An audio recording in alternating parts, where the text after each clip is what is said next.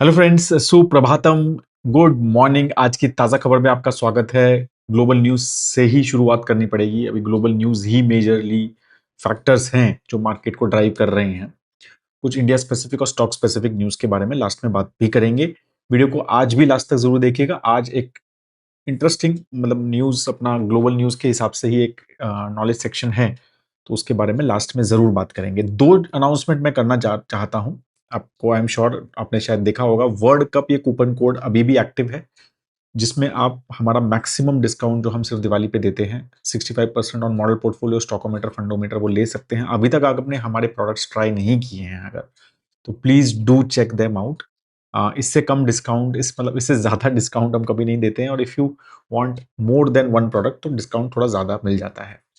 Second जो है, हमारी मुंबई में वर्कशॉप है। अभी तक अगर आपने अभी तक रजिस्टर नहीं किया है and you are in Mumbai, Navi Mumbai और अराउंड एरियाज, और आप जो है एयरपोर्ट के आसपास ट्रैवल कर सकते हैं, डोमेस्टिक अपना जो टर्मिनल 2 के आसपास, तो वहीं पर we are mostly we will keep the workshop. तो Parimal and I will be there.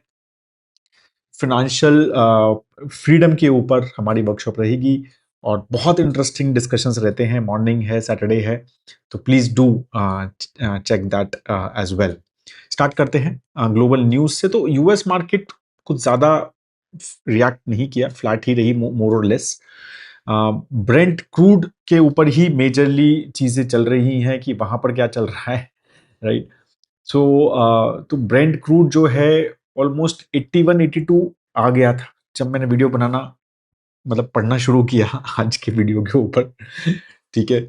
सो आप अगर मैं चार्ट देखता हूँ, तो वो ऑलमोस्ट आई थिंक 93 94 90 के आसपास था, और 80 के आसपास आ गया था, 81 82 के आसपास, और फिर वापस जो है वो 90 क्रॉस कर गया है। ठीक है। और स्टार्ट कहाँ से किया था उसने? दिन जो है वो स्टार्ट किया था ऑलमोस्ट, अगर हम एक दिन पहले की बात करें तो 100 प्लस भी चला गया था। तो आपको पता ही है 115 भी एक नाइन्थ को, परसों 115 भी वो टच करके आया है। तो उसमें वोलेटिलिटी जो है वो एक माइक्रो कैप स्टॉक की तरह चल रही है। Every statement from Donald Trump और ईरान, राइट, इज चेंजिंग, और उसके हिसाब से जो है क्रूड ऑयल प्राइसेस ऊपर नीचे जा रहे हैं। और वही सबसे बड़ा फैक्टर्स भी है जो हम डिस्कस कर रहे हैं। करंटली अगर वॉर का सिचुएशन देखें तो चल क्या रहा है, तो मिसाइल एक्सचेंजेस अभी भी हो रहे हैं, एयर स्ट्राइक कंटिन्यूइंग चल ही रहे हैं, राइट। शिपिंग अभी भी अनसर्टेन है, स्पेशली स्ट्रेट ऑफ हॉर्मुज बोला जा रहा है कि बिल्कुल हॉल्टेड है अभी भी। कल एक न्यूज आई कि किसी यूएस वॉरशिप ने एक ऑयल टैंकर को साथ में एस्कॉर्ट किया to pass through strait of Hormuz, but फिर वो बाद में वो न्यूज़ जो है इट वाज सेड कि ये सही नहीं है, और वो न्यूज़ कैंसिल कर दी गई, डिलीट कर दी गई by energy minister of United states. तो उसी में मार्केट्स के ऑयल जो है वो बहुत ज़्यादा ऊपर नीचे हुआ। तो करंटली जब मैं अब न्यूज़ बना रहा हूँ तो इस टाइम पे 91 पे क्रूड ऑयल है। ठीक है। सो अगेन है एक्सपेंस। देखो अभी 70s पे देखे थे हमने, 65 70 60 के आसपास भी चला गया था अगर 2-3 महीने पहले की बात करें। तो 90 is a expensive oil, but the thing is कि 90 पे स्टेबिलिटी है क्या? एस्टिमेट्स 150 के भी आ रहे हैं। एक एनालिस्ट रिपोर्ट मैंने देखी, उसमें $200 का भी एस्टिमेट। तो वो सब चीजें मार्केट को वरी कर रही हैं। इतनी ज्यादा वोलेटिलिटी एक ऐसे कमोडिटी में जो बहुत इंपॉर्टेंट है ग्लोब में, राइट। बहुत सारी चीजें उसके हिसाब से चल रही है, और थोड़ा बहुत हम डिस्कस भी करेंगे, और थोड़ा नॉलेज सेक्शन में भी डिस्कस करेंगे, अभी भी डिस्कस करेंगे। ठीक है। सो वो चीजें यहाँ पर चल रही हैं। तो एनर्जी मार्केट बहुत ज्यादा वोलेटाइल है, राइट। कल ये भी चीज हुई कि ईरान जो है वो सी माइंस, ओशन में माइंस लगती हैं, वो लगा रहे हैं जो ताकि ये जो ऑयल टैंकर्स हैं इनको नुकसान पहुंचा सके। तो उसके ऊपर भी डोनाल्ड ट्रंप ने ट्वीट किया कि अगर आपने ऐसा किया तो ये और एस्केलेशन होगा, and all those things, right. So there are a lot of things which are flowing around news wise, जिसमें markets are reacting and no one is sure कि क्या सही है क्या गलत है, राइट। तो इसलिए एनर्जी मार्केट बहुत वॉलेटाइल रही। और ये ओवरऑल सारी जो कैलकुलेशंस हैं, अगर हम बात करें रीजनल सिक्योरिटी की और ओवरऑल ऑयल मार्केट्स की, राइट, कमोडिटीज की, तो वो सब चीजें उसमें रिकैलकुलेशन हो रही है। मार्केट सब चीजों को वापस मतलब समझने की कोशिश कर रहा है कि ये कहाँ जा रहा है। तो this is what the current situation on the war is. अब G7 जो समिट, G7 जो कंट्रीज हैं, right, European and US countries हैं मेजरली, तो उन्होंने कहा कि और उसमें कुछ आईईए कंट्रीज भी हैं, जिसके 30 मेंबर्स हैं इंटरनेशनल एनर्जी एसोसिएशन के। उन्होंने कहा है कि भाई हम ऑयल रिजर्व्स को रिलीज करेंगे अपने, राइट। तो क्यों करेंगे वो? क्योंकि भाई ये स्ट्रेट ऑफ हॉर्मुज बंद है, तो ऑयल इनफ नहीं है, सप्लाई इनफ नहीं हो पा रहा है, तो हम उसको बंद कर, मतलब हम अपने जो हमारे पास ऑयल रिजर्व्स हैं अच्छे खासे, वो कुछ टाइम के लिए रिलीज कर देंगे, जब तक शायद ये वॉर खत्म हो जाएगा तो फिर हम वापस भर लेंगे। मतलब ये चीजें रहती है। तो ये जो थोड़े टाइम के लिए इशू चल रहा है वो सॉल्व हो जाएगा। तो वो भी एक, बट उसमें अभी तक डिसीजन नहीं हुआ है, बट उसका डिस्कशन होपफुली आज शाम तक या कल सुबह तक हमें समझ आएगा। बट अगर ऐसा कुछ किया तो एक थोड़ा सा कंफर्ट एटलीस्ट ऑयल मार्केट्स को वहां मिल सकता है। But again this is a short term phenomena, right. ये सब शॉर्ट टर्म चीजें हैं, क्योंकि एक्सपेक्टेड ये है कि ये जो पूरा वॉर है ये भी एक शॉर्ट टर्म है, बहुत जल्दी खत्म हो जाएगा। That's what everyone is expecting as of now. But again जैसा मैंने हमेशा बोलता हूं मैं, रशिया यूक्रेन में भी ऐसा ही हुआ था, ठीक है, कि ये स्टार्ट हुआ तो ऐसा लग रहा था कि एक दो हफ्ते, शायद एक दो दिन में खत्म हो जाए, स्टिल गोइंग ऑन। बट अभी ये है कि ये एक और चीज उसमें है कि अभी वो कोई फर्क नहीं पड़ रहा है मार्केट को उस वॉर का। मतलब आई डोंट नो, मतलब कोई अपडेट भी है क्या उसकी, कि कौन जीत रहा है, कौन ज्यादा लेता है। मतलब frankly I know that Ukraine is again, मतलब ऐसा बोला जा रहा है कि Ukraine is again regaining the lost territories. But again as I said कि there is no updates majorly, news में तो बिल्कुल भी नहीं है वो वॉर। और क्या मार्केट्स रिएक्ट कर रही हैं उस वॉर के ऊपर? नहीं, ठीक है, जबकि वो भी शुरू में वहां पर भी ऐसे ही हलचल हुई थी। तो ये सारी चीजें आपको समझना है कि this is very volatile time, right, from markets perspective. तो इस टाइम पे क्या करें? इस टाइम पे बैठे रहना ही अच्छा है, फ्रैंकली। मतलब ठीक है, आप एक हाई रिस्क इन्वेस्टर हैं, थोड़ा बहुत इन्वेस्ट करना चाहें तो इन्वेस्ट भी कर सकते हैं lump sum, but definitely SIP stop करना या फिर पैसा निकालना, ये तो definitely it's not a good time to do these things, ठीक है। इन सब चीजों में देखो इस तरह की स्टेटमेंट भी आती है कि अरामको सीईओ ने कहा कि कैटास्ट्रॉफिक ऑयल मार्केट इंपैक्ट होगा अगर ये ईरान वॉर प्रोलॉन्ग हो जाता है। तो again these guys are oil producer, तो ये चाह रहे हैं एक तरह से कि ऑयल ऊपर जाए। तो इस तरह की स्टेटमेंट्स आप एक्सपेक्ट कर सकते हैं। तो सऊदी अरेबिया ने almost 2.5 million barrel a day का आउटपुट कम करने की कर रहे हैं कोशिश, बिकॉज ऑफ दिस स्ट्रेट का क्लोज करने की। अच्छा, उनके पास सऊदी अरेबिया काफी बड़ा कंट्री है, उनके पास वेस्ट में भी रेड सी है, वहां से भी वो ऑयल जा सकता है। तो they are setting up some oil pipeline, उनकी शायद कोई पाइपलाइन है, तो दे आर सेइंग कि हम कुछ तो पंप करके वहां से ऑयल भेज देंगे। और ऑलरेडी वहां से तो ऑयल नॉर्मली जा रहा है सऊदी का, बट उनकी सबसे बड़ी जो रिफाइनरीज हैं वो सब स्ट्रेट ऑफ हॉर्मुज के आसपास ही है, ये गल्फ में ही है, एंड दैट्स वाई वहां पर ये सारी इश्यूज चल रहे हैं। इस सब चीजों का इम्पैक्ट ग्लोबली और इंडिया पे क्या हो रहा है? देखो, बहुत सारे कंट्रीज जो है ऑयल शॉर्टेजेस कई कई कंट्रीज में दिखने लग गई हैं, जहां से बहुत सारा oil, specially south east Asian countries, अगर आप साउथ कोरिया देखें, ताइवान देखें, तो वहां पे ये चीजें दिखने लग गई हैं कि ऑयल में शॉर्टेजेस आने लग गई हैं क्रूड ऑयल की। इंडिया में थैंकफुली अभी तक क्रूड ऑयल की शॉर्टेजेस नहीं आई हैं। I think we have diversified our supplies well, ठीक है। और specially from Russia and all, मगर मुझे लगता है कि वो बहुत अच्छी चीज हुई है लास्ट एक दो दो तीन साल में, कि वी हैव डाइवर्सिफाइड हमारा ऑयल का सोर्सिंग वेरी वेल। तो अब शायद वेनेजुएला से भी ऑयल आना स्टार्ट हो गया है, और रशिया से ऑयल वापस हमने इंक्रीज करना, थोड़ा स्लो हुआ था 2-3 महीने में, but again it has increased. तो इसलिए इट सीम्स कि क्रूड ऑयल इशू तो नहीं लग रहा है। मतलब अभी तक मेजर जो इशू हो रहा है वो एलपीजी में, और शायद हमने इसकी बात भी की थी लास्ट वीक में, कि एलपीजी जो है 85% स्ट्रेट ऑफ हॉर्मुज से आता है इंडिया का। अब एलपीजी यूज कहाँ होता है, इसका मेरा एक वैल्यू चेन का वीडियो भी है।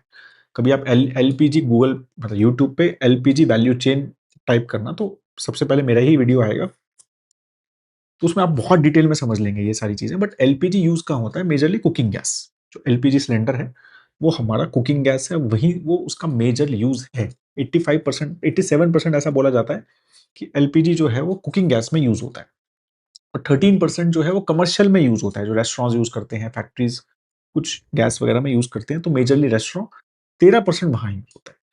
तो अब सबसे बड़ा फैक्टर जो है मेजर, गवर्नमेंट का जो मेजर कंसर्न है वो है कुकिंग गैस में कमी नहीं आनी चाहिए। ऑलरेडी आपको पता ही होगा कि पहले 15 दिन में नया सिलेंडर मिल जाता था, गवर्नमेंट ने उसको 25 डेज कर दिया ताकि होर्डिंग ना हो सिलेंडर्स की। बट वो चीज फैक्टर जो है गवर्नमेंट वो डेफिनेटली उसको बहुत ट्राई कर रही है कि वो चीज अब एलपीजी जो है वो क्रूड ऑयल से भी बन सकता है। ठीक है, तो एलपीजी हम बनाते लिमिटेड है और इंपोर्ट कर लेते हैं, बट वो क्रूड ऑयल से और ज्यादा बन सकता है, बाकी गैसेस ना लेके एलपीजी बनाया जा सकता है रिफाइनिंग प्रोसेस में। ठीक है, तो अगर आपने कल रिलायंस का भी स्टेटमेंट देखा हो तो कल रिलायंस ने भी बोला है कि हम एलपीजी ज्यादा प्रोड्यूस करेंगे, बाकी गैसेस और भी जो गैसेस निकलती है वो कम करेंगे, एलपीजी ज्यादा प्रोड्यूस करेंगे। इवन गवर्नमेंट ने अपनी जो रिफाइनिंग कंपनीज हैं, भाई इंडियन ऑयल है, बीपीसीएल है, उनको भी बोला है कि एलपीजी ज्यादा वो प्रोड्यूस करें। तो वो फैक्टर्स जो हैं यहाँ पर सॉल्व करने की कोशिश की जा रही है कि एलपीजी की कमी ना आए। और वही सबसे बड़ा फैक्टर जैसे हमारी डिस्कस भी हुआ था, राइट, 60% के आसपास टोटल एलपीजी हम इंपोर्ट करते हैं, उसमें से 85% वहां से आती है। कोशिश की जा रही है कि सबसे बड़ा फैक्टर वहीं आ रहा है। फिर पीएनजी सीएनजी जो बात हो रही है वो भी एक फैक्टर है, but still I think it is still better manage because वहां पे डाइवर्सिफिकेशन अच्छा है। वहां इतना ज्यादा स्ट्रेट ऑफ हॉर्मुज पे नहीं है, और वहां पर I think there are better bigger players who can give us those things, right. जैसे रशिया है वो नेचुरल गैस मतलब हमें दे रहा है, और there are other players as well जहां से वो डाइवर्सिफिकेशन थोड़ा बेटर है, इजियर है एज कंपेयर टू एलपीजी। ठीक है, तो ये सारी चीजें हो रही हैं, और इसकी वजह से क्या हो रहा है, कल भी आपने देखा क्यूएसआर स्टॉक्स, इटर्नल, स्विगी जैसे स्टॉक्स सब गिरे। तो वो गिर रहे हैं बिकॉज एलपीजी की शॉर्टेज एक्सपेक्टेड है, हो भी रही है, स्पेशली कमर्शियल में। तो रेस्टोरेंट्स जो यूज करते हैं वो सब कमर्शियल सिलेंडर्स यूज करते हैं, तो वहां पे मेजर शॉर्टेज जो है वो आती हुई नजर आ रही है एलपीजी की। और इसीलिए ऐसा बोला जा रहा है कि शायद रेस्टोरेंट्स को मतलब मेन्यू भी, मतलब कल उनकी जो रेस्टोरेंट एसोसिएशन उन्होंने कहा कि भाई आप मेन्यू अपना कर्टेल करो, देर में भी कि फुल टाइम ना चले, मतलब जितना टाइम चलते हैं उतना टाइम, तो वो सब चीजें भी यहाँ पर चल रही है। तो उसके चक्कर में ये सारे स्टॉक्स जो हैं ये थोड़े नेगेटिव फैक्टर हैं। अब अगेन एज आई सेड कि ये अभी तक तो लगता है कि ये शॉर्ट टर्म इश्यूज है। ठीक है, कि ये चीजें थोड़ा टाइम में शायद वॉर भी खत्म हो जाए, और तो ये खुल जाएगा स्ट्रेट ऑफ हॉर्मुज। यूएस का भी स्टेक है ना इसमें, अगर क्रूड ऑयल प्राइसेस ज्यादा रहते हैं तो उनका भी इन्फ्लेशन बढ़ता है। उनकी भी तो 10 ईयर जीसैक बढ़ रही है अगर आप देखेंगे तो, राइट, 4.1 क्रॉस हो गई है वापस। तो वहां पे भी इन्फ्लेशन फैक्टर है, और वो भी उनको नुकसान हो सकता है। तो they also I don't think, मतलब अगर हम समझते हैं तो they also don't want high oil prices even though they are the biggest producer, because उनको भी इंपैक्ट होता है उस चीज का। तो ये सारे फैक्टर्स हमें यहाँ पर थोड़े समझने हैं। तो इट सीम्स अगेन अभी करंटली तो ऐसा लगता है कि ये बहुत लंबा नहीं चलना चाहिए, और अगर लंबा बाई चांस चलता भी है तो कहीं ना कहीं से सोर्स की डाइवर्सिफिकेशन एलपीजी वाइज भी शायद होपफुली हो जाएगी, ये एक्सपेक्टेड है।